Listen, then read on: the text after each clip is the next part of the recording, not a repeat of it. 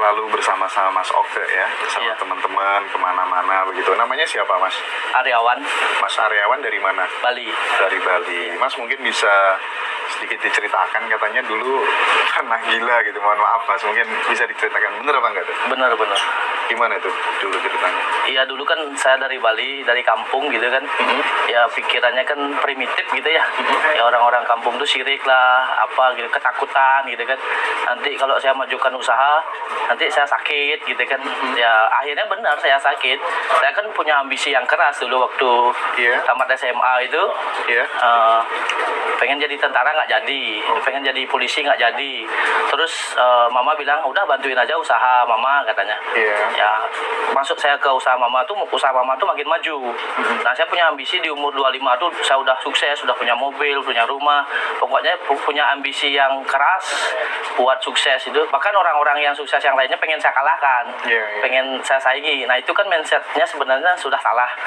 Karena ambisi terlalu keras, nggak kecapean, akhirnya kecewa, stres gitu, depresi. Akhirnya saya sampai masuk gangguan jiwa, ke rumah sakit. Rumah sakit jiwa? Masuk rumah sakit jiwa ya. Berapa lama Mas? Cepat sih, saya sebutnya setahun ya, karena niat yang keras. Karena niat yang keras. Saya ingat kata-kata mama saya dulu pernah bilang, kan saya gilanya waktu umur 19 tahun, 18 tahun gitu. Nah mama saya bilang kayak gini,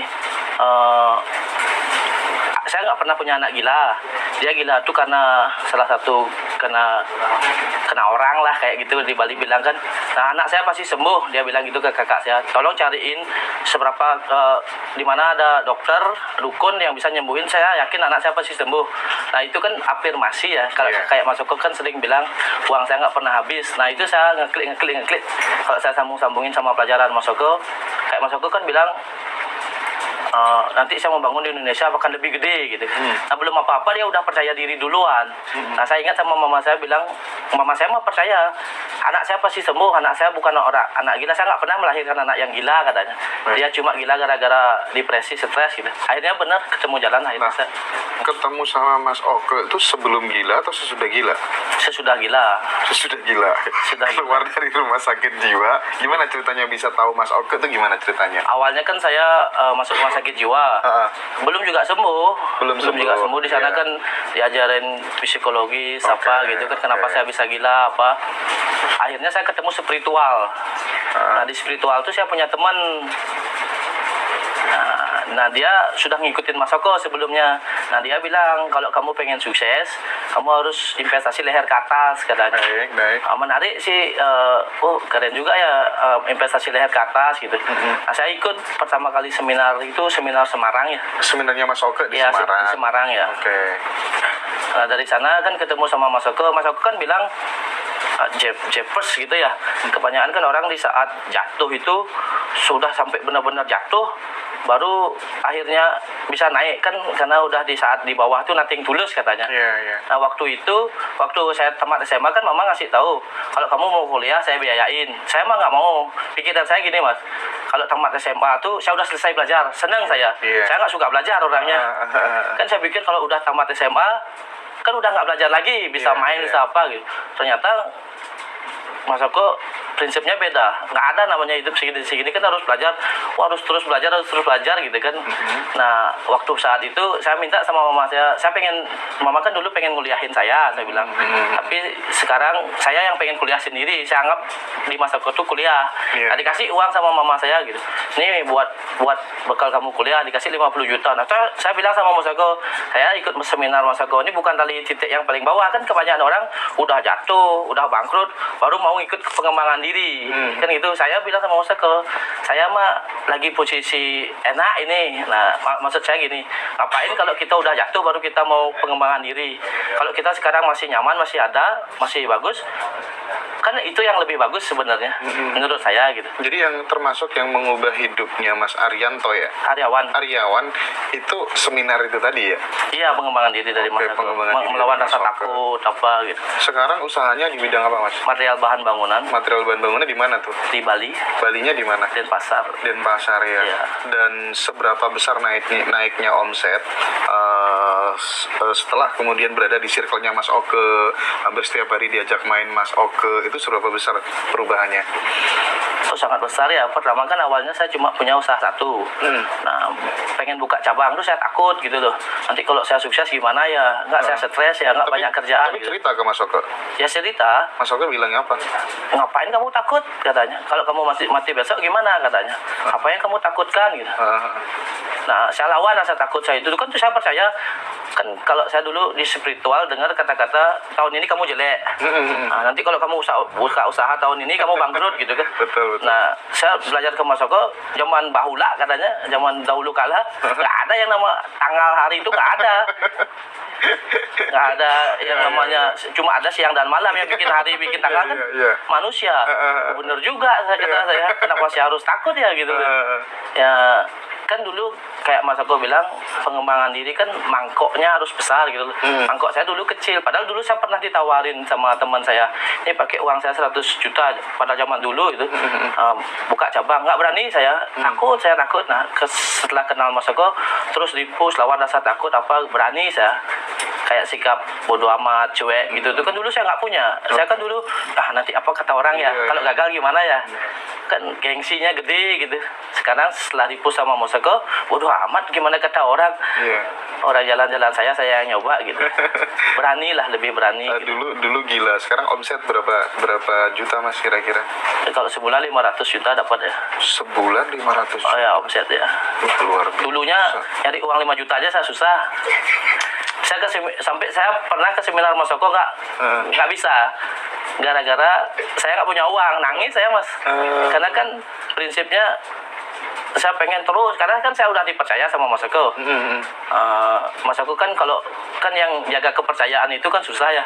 Sampai masuk ke circle-nya itu kan yang satu yang saya pegang kepercayaan. Kan prinsipnya Mas Oko itu kan cuma dua ya, kejujuran dan kesetiaan. Nah itu aja yang saya pegang. Nah saya memang punya jiwa loyalitas kayak gitu dari dulu. Saya jujur orangnya, saya loyalitas ya, itu yang saya pegang.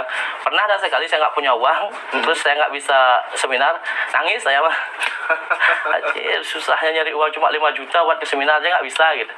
Tapi saya terus belajar sampai sekarang ya makin ngeklik dengan pengembangan diri. Apalagi sekarang ikut di circle Mas Oko itu dahsyat ya. Dahsyat banget. Kalau di seminar kan cuma iyalah, tentangnya wah udah bagus sih ilmu di seminar. Nah, kalau ikut sama Mas Oko tuh banyak banget yang saya nggak tahu gitu loh.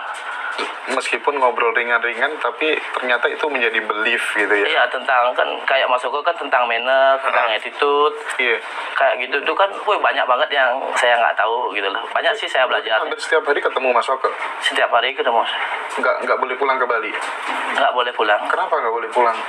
Iya, karena kan karantina ya. Oh, karantina? Karantina diri ya. Oh, tinggalnya sama Mas Oko juga di Jakarta? Enggak, saya tinggal sendiri. Cuman kalau pas aktivitas sering ya? Kalau Mas Oko dari Amerika ke Indonesia, kita langsung ikut main.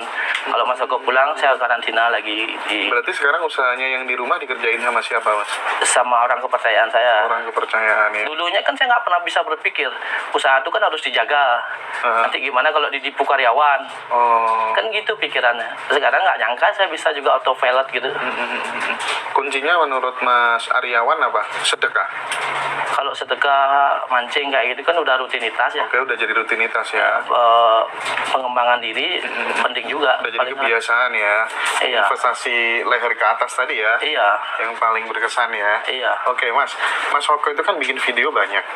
Ya, biasanya beliau itu live itu. Event itu di dalam mobil dan lain sebagainya begitu kan. Iya. Mas, apa sih ilmu-ilmu dari Mas Oke tentang kebangkitan finansial, tentang prosperity conscious dan lain sebagainya, kesadaran makmur yang itu melekat di dalam pikirannya Mas Aryawan, terngiang-ngiang terus, itu tentang apa saja coba? Mental sih. Ya, seperti tangan di atas itu. Mental itu mental kaya kayak mental gitu. Keberlimpahan. Iya. Kan kayak Mas Oko bilang, kalau kamu sekarang misalnya pengen punya penghasilan 1 miliar lah, nggak sebulan kalau saya sendiri. Nah nanti kalau udah dapat di penghasilan itu gimana gaya hidup kamu gitu. Nah, kalau kan Mas Oko bilang kayak saya awal-awal saya di karantina di Bandung, pikiran saya terus di Bali aja. Saya pengen ke Bali. Nah itu kan nggak boleh. Di mana kita berada di sana pikiran kita saat ini kan gitu. Berarti harus enjoy the moment lah. mindfulness begitu Iya, mungkin ya. iya. Nah dari sana Sadar penuh ya, Betul. saya di sini saat ini gitu iya, ya. Oke. kan Mas Oko bilang menempatkan diri itu. Sekarang saya bisa menempatkan, saya udah penghasilan 1 miliar sebulan, walaupun belum. Seakan-akan saya sudah di sana, makanya saya menempatkan diri saya di tempat yang saya inginkan itu. Time travel lah kalau Mas Oko bilang. Oke. Seberapa loyal Mas Oke dalam kehidupan sehari-hari yang dilihat sama Mas Aryawan langsung? Oh, loyal banget ya, jarang saya ketemu orang baik kayak Mas Oko ya. Ceritain dong. Misalnya seroyal apa gitu, misalnya gitu.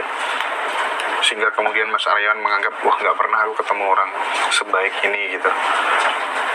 Orang baik sih banyak mungkin ya. Oke. Cuma kan informasi yang didapat tuh mungkin kurang tepat gitu. Kayak saya dulu pembimbing spiritual saya baik, tapi takut kok sama uang, takut gitu.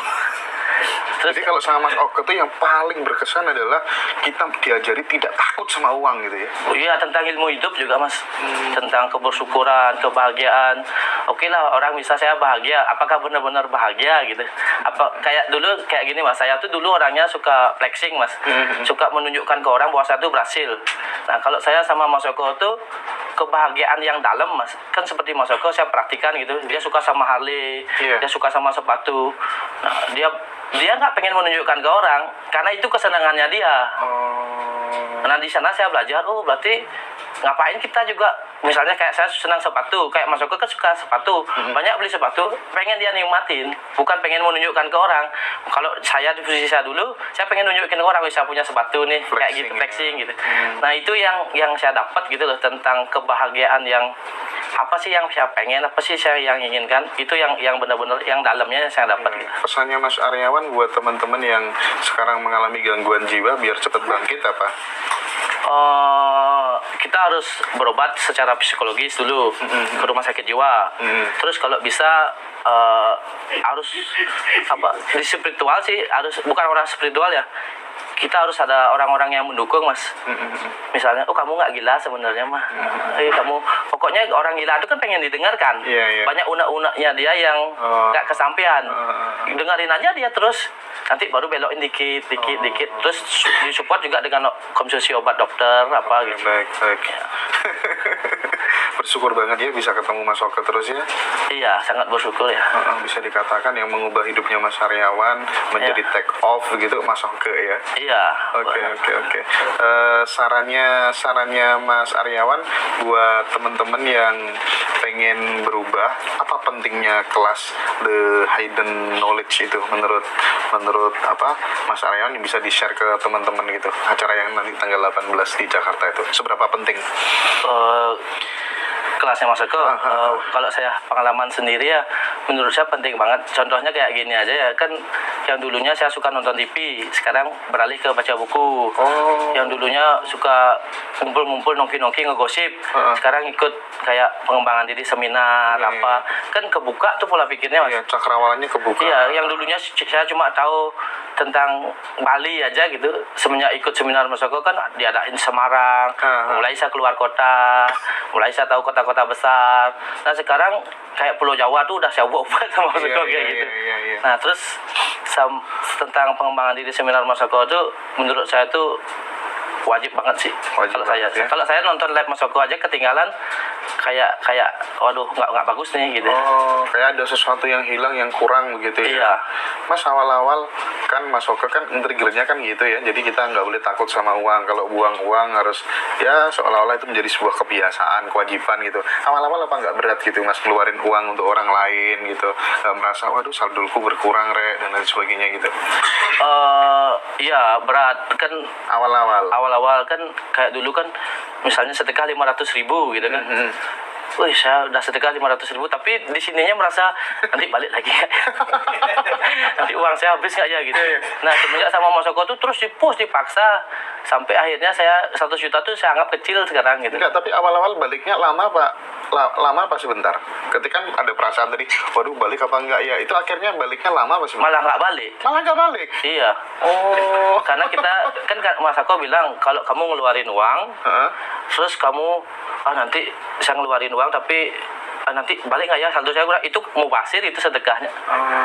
Kalau saat ngeluarin uang bodoh amat uang saya nggak punya habis, pokoknya nyari mental vibrasi di kelimpahan itu yang butuh proses panjang sih menurut saya ya. Oh, itu tetap butuh berlatih ya. Iya. Tetap butuh berlatih. Yang dikata Iya. kemudian gara-gara melekat, aduh balik apa nggak balik? Ya tetap akhirnya balik kan butuh waktu yang lama, mungkin nggak tahu gitu kan ya. Biasanya sih nggak balik. Oh, Kalau sedekah ada penyesalan nggak akan balik oh itu. gitu ya.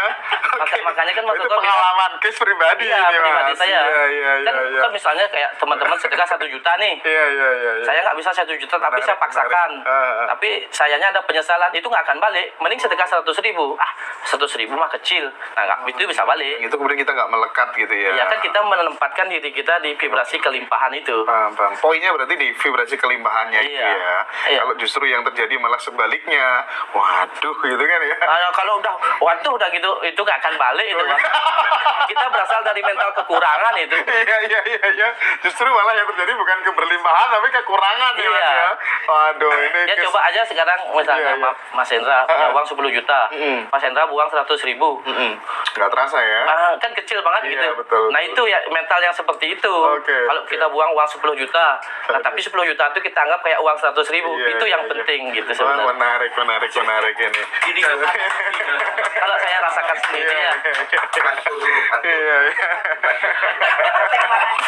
ini kok katanya gila gimana tuh? Oke Mas Aryawan ya. Jadi saya udah wawancara 2 sahabatnya Mas Oke dan dua-duanya sangat istimewa, sangat inspiring begitu ya. Terima kasih banyak Mas Aryawan ya. Oke, tambah sukses, tambah berkelimpahan ya Mas ya. Oke, thank you Mas. Yuk.